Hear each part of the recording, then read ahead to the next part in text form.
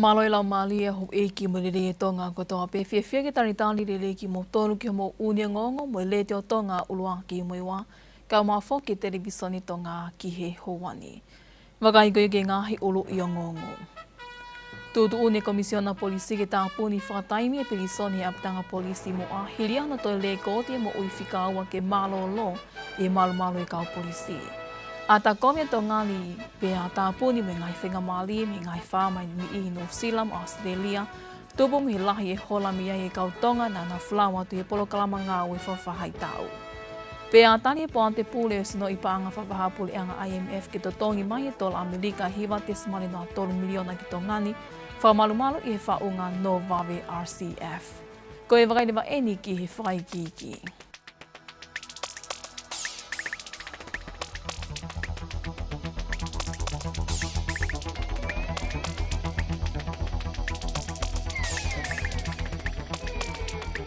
Ko tole ko ti eni po tungai polisi ato ngai mo uifika wa ke malolo ro tonga no tau hia I malu I kau polisi I aptanga polisi mua. Ke matapule ta wa eni me la paha. E whamatala me po tungai polisi na po ke matapule ni tupu me he tōtu ani mau kawa malo hi tapu I whakasinga e wike I la paha pe whakafofua ke he ni mai fiafi pe ngā hewasi I me ai ne mawatu e kau polisi ko ne malolo tupu me he tauna kita. E whamatala ai komisiona polisi Shane McLennan o whia maoe ke ngawe lewa ai potu ngawe ke veteki ai Palopalemani ke wana ato e hoko I kahau. E ene pehe lewa ko ne tutu unia ke tāpuni ai prisone polisi I mua ki hataimi e toki whanongonongo ai ki whakawa. Nā ne pehe koe whakatotolo ki hengo malolo ko ni I malu he kau polisi e kauia I hono whamomua he ngawe ai potu ngawe. Pe ka paulewa whia mao ha kau whakatotolo pe ha ngahi mea ngawe e malawaliwa ke tokoni lewa ai waa ngawe whatatolo wha profesionali ko iai potu ngawe. Nā ne toi tutu uni heni ko pao ki te whai ahano wakai I mo whafu o ai tutu uni ngawe e potu ngawe ki ono tāhui e kau mau lao I he malu e kau polisi I he wikeni. Kai ke he ku hoko tupe whatatolo I kau polisi ki he makatu unga me tupu anga e malolo ko e ni ai matapule. Neunga hano kei whie mao mai pe me he ngahi kau tā me whāmai no sila I kau tonga ki na whalawangi I polo kalama ngawe whawhai tau ke uhi kei lahi e ngawe, ka go ata kovia to ngā nia pia tāpuni me matapā ke ngai whenga mālie I ngai whāmai ni I New Zealand mo Australia, tupu me he tō lahi ko ia e kau tori ko na mawahe mohola. Nei pehe a ko sita polota, ko I mō meniti pe mawahe tō taha ngāwe nei whalau I polkalama whawhai tau me he ngāwe anga nei whalau ke I New Zealand mo Australia, o kuri pōti le vai he ngawe anga ke wa akuna o tokanga I kina ai visa whewhalau aki whawapule anga Australia pe ko New Zealand, ko hiko I mau lao. Iene pehe ku whengawe aki le vai o whisa whetutaki me ngahi kupu whelalawe I doble anga ke ilo e wheitu koe kunau ia I pia ke whaloto lahi ki nau tolu ke nau whoki mai ki tongani I he wawe taha. O ge o whisa I tongani e potu ngawe ke ngai ngawe whaloto whanua ko ne whahoko e whetutaki ke ngahi whamiri o kau ngawe ko nau hola, ke mau ha whamatala me ai ke tokoni ki ono kumi ki nau tolu. O ku kau ke hene whainga koe ofisi ke whatala noa wa ofi mo whamiri tongani, ke nau kole ke tō taha koe kua hola ke nau whoki mai. O ku mahino pe whoki ai wheku ke wa ama o ngawe whataimi koe ki tople anga e potu ngawe ke ngai ngawe whaloto whanua mo whainga ta alahi, I ngai palpalema hoko I he kau ngawe kuna wholau koe polokalama ngawe whawhai tau, tau te whito eni ke palpalema whasosiale mo whamiri. Nei lahi ngahi launga I he palpalema whawhamiri tau te whito eni ke ni I koe kona osi mauhoa.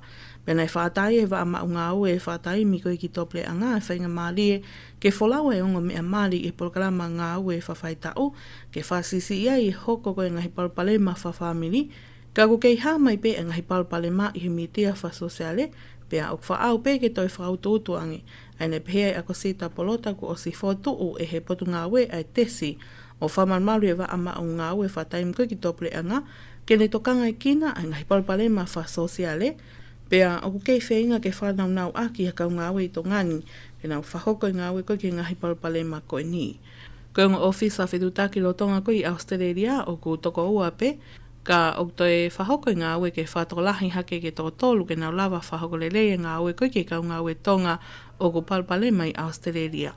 Ka kehe kulo tonga ko I hako maa lunga ange ko tupou pe koe TTI, ai polokala maa ko ke tauhi koe kau tau leke leka, pea koe tawhaaki koe ke taitari kakai I he takmamata o kua ko ia I aho panilolo. Pena i toki kamata pe ahono whaako sila pāko koe ni, mo e ako ngā we na lawa ke ia hawhainga maalia ngā we i tawhaki koe ni i Australia. Koe kau tonga eni e toko tahawhini mga au tahawhitu kuna flawa te prokalama tori whea kau ki New Zealand, taru me ta ua noa ua taha ki ua noa wawa, pea koe toko whawhe te au walwhalewa ki Australia. Ma e ngonga leitio mo e televisione tonga kua au Alice Tupou.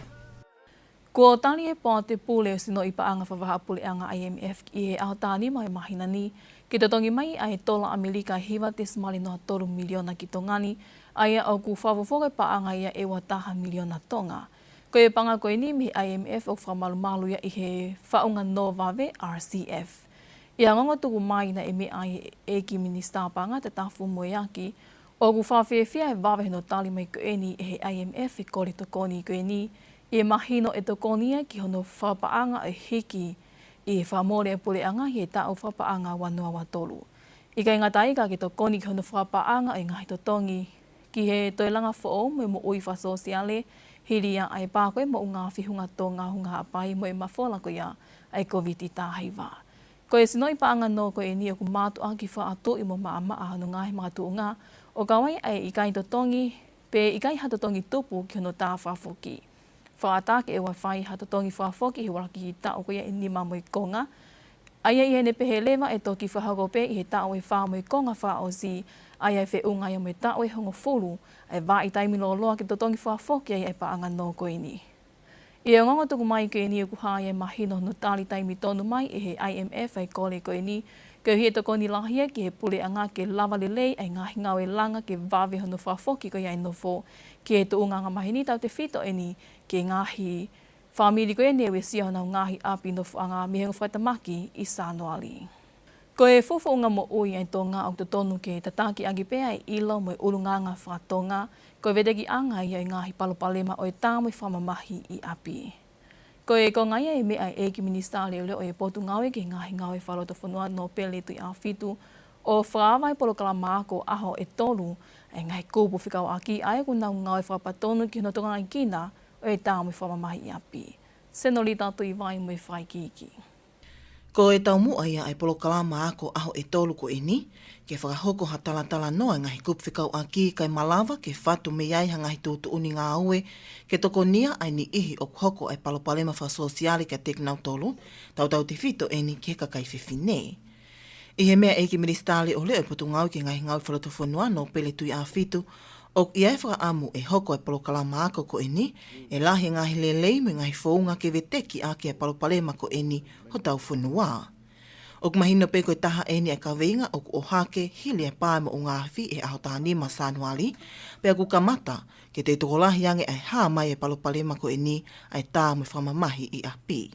O ku kau ki heni mo hono siofi ha whounga ke whasisi i ai a hono tā mo whamamahi i api. O ku whafuafua ko kakai toko whitu mano i tonga tapuni ata pe. Aia ko toko taha mano tupu ai koe ni ihi a kakai whiwhine ko nau malawa ke nau mau whanau o whatatau ke honau tuunga mo uilelei whaesi no. O ku kau ki hene pesete wano e kakai whiwhine o ku nau nofo mo ni ihi whaingata ia whaesi no. Koe peseti e ono me ai o ku nau lolotonga whitama. Peseti e walu ai koe ni ihi o ku nau kei mau pepe vale vale pea koe toi ngā lewa i peseti me he peseti e wanoa koe ni ihi o ngai whamili o ku taki pe e kakai whiwhine whakataha mo ni ihi ke he pe. Ko e polokalama ako koe niu whapaanga he waangau e puli ang whatahataha ke ngai langa whalakalaka mo e tupu tokolahi pe UNFDB. Mai angonga le tio me televisione tonga, ko Senolita tui vai. Kua whakatohe pule anga e tutu uni ngā ue whangatangata ki hono whaawa koe kau awhanua ke kamata a tae whewhlau aki whawaa pule anga i e aha uluaki o Agosi. Ko e hiri eni hono tali e he kapneti e wike ko sio whakatatau ke ngai mga tuunga o e tohi tutu uni di whahawatu e he NEMC pe koe komiti whawhanua kunau toka ngai kina koe ia ngahi ngā ue whatupake ke kamata hono pule i o whaawa koe kau awhanua. Senolita tui vai mo i whai kiki. I he tohi tūtu uni ngā weni koe ni ihi pe ko kakato e huhumalu i e whakaata ke nau wholau mai ki tonga ni. Pea kua pau ke nau sivi COVID tā hiva i he hoa e wawha ki mua pe nau toktu uta i he mala e wakapuna fo a motu. Ko ki nau tolu e ikai kakato ai huhu malu i COVID tahiwa, ko pau ke nau kolontini aho e nima i he ngahi feitu utau i whamawahe a pureanga, pe te nau taktahato tongi ai ngahi whakamore ko ia. Ko ki nau tolu lewa e mau e he COVID tahiwa i he nau siwi COVID, e pau ke tau i whamawahe ki nau tolu i ha feitu utau i whakolontini ai pureanga. I ka iko ia pe o whamamawhai ki he kaupāsese kotoa pe e wholau mai ke iho nau telefon to'o ai polo kalama tonga a tau tolo ai potungai mo ui, ki hono mui mui ki nau tolu i he mahino e kamatai pe taktaha tau i whamawahe pe i api ai kaupāsese i he taimi e whakaawai ai kau a whanua. Lolo tonga ia ko ki nau tolu o i kaitangata i whanua tonga, ko pau ke kau i he nau tikite hanau malu i wholau. Ko ngahi tutu uni koe ni, ko pau ke mui mui pau ke ai kau pāsese kotoa e wholau mai, tuku kehe ka ia iha uhinga lelei. Kai kehe koe ngahi whewholau aki e kamata i he aha ulu aki ke aha wawalu o au kosi. Koe wakapuna e nima i he wike, koe waka e ua minu usila, ua mei fisi pe ataha lewa mi Australia. E hiki hake lewa ki he aha wahiva o au kosi ke aha tautaha o okatopa, ki he waka e walu i he wike, aia koe waka e nima minu usila, kai tu mau pe ai waka e ua mei fisi, moi waka e taha mi Australia. Kai kehe koe ngai tūtu uni ngā aue koe ni e te whai ahono wakai i Septema pa e whakafo ouia i enea o ki o katopa. Mai o ngonga leetio me televisione tonga, ko Norita tui vai. Pea i kuna e he matāpule tonga ko Filipe Manu e whiau hiwa solo opera e no sila ko Lexus Song Quest i he tauni. Kono i kuna ene Filipe Manu e whiau hi e whaasinga e wike hiria hono whiri me he toko ni matu o gimoa i e whiau hi koe ni. Koe taha eni e whiau hi lelei au pito i e mahino i kai ngata pe. E no teke koe e tale ni te ni i koe ni ka aku mahino e toko ni lahi whiau hini. Ki e ni i koe aku nau mao whainga maalie i e mahino ku hoko i a liliu mo ui. Mo whakatupula kiai e nau ngahi tau mua ki he kahao. Ko e kuna ko enia Filipe Manu whakatahai o me pāle paangai wa mano pe eki whainga maalia ko skola sipi fe unga me paangai wa mano fitu wafi. Is Filipe Manu. Pea kutoi tāna kia tukiai me ngahi to tongi wha mole ki he ni whewhalau aki ai koe paangai a e tolu wafi. Nā e tara monua i he ni e taha i kau hiwa solo opera tu ki moa ko Dame Kiri te kanua ki a Filipe Manu i he kuna mo hiwa lelei na ani whahoko. Koe ua i whiauhini ni mao i he whiwhine hiwa solo ko Felicity Tompkins mo i pāle pāngai taha mano pe he ki whainga māli e ako skola sipi pāngai taha mano me he programa tokoni a Dame Malvina Major ko he whiwhine i loa pe moia i he hiwa solo opera.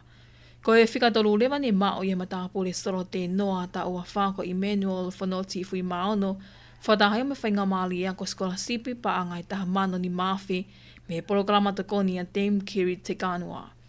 Ko hono i kuna ene tō toru tū ki mua koe ni a whiauhi hiria hono whiriwhiri me gau tū ki mua i e whiauhi e toko nima ai ako Emmanuel Fonoti fui maono, Amelia Berry, Filipe Manu, Sarah Hubbard, mo Felicity Tompkins. Ko Filipe Manu foki mi kolomo tua pe nani nofo pe e tau ko si i Burn Sweet Salani o kawai pe ngai whiauhi ma solo a Pune and Burn pe ko ni kau eni whiauhi a he Lexus Song Quest lordonga ia ene malolo eve hato ki no sila. Ko si ai be foki matai tohi o Filipe i mala e musika ai ko bachelor i musika pe ke postgraduate diploma ma o lunga me University Waikato pe nani ak whatahai mo Dame Malvina Major. Kai ke he ko whiauhi koe ne Lexus Song Quest ne ka mātai i he tau tāhiwa ni mano o lele mai ai ki he tā uni. Te wakaingi pehen ki e ngāhi ulu i o ngongo. Tūtu une komisiona polisi ki tā puni whakataime pilisoni i aptanga polisi mua, hiria hana toi le kōtia mo ui whikaua ke mālolo i malu e kau polisi. A tā kovia tō ngani pia tā puni me ngai whainga mālie me ngai whāmai ni i no sila mo Australia, tupu me lahi o e hola mi ai kau tonga na whalawa tu e polokalama ngāwe whawhai tau. Pea tali e poa te pule o e sino i paanga whawha pule anga IMF ke to tongi mai e tola Amerika hiwa te smari no 3 miliona ki tō ngani, whamalu eni i whaonga no vawe RCF. Ko e kakato e pia mo ngahi ngongo i he lea whatonga mo le te o tonga uluaki mo i waka ma whoki televisione tonga ki e hawani, o ge e whaamu ne au taki le reko toa pia ngahi ngongo ni ki ro te whari ko toa pia. Whamarot ki tau kei whiau mai ko Liliani Polo Tere, ka mo mea.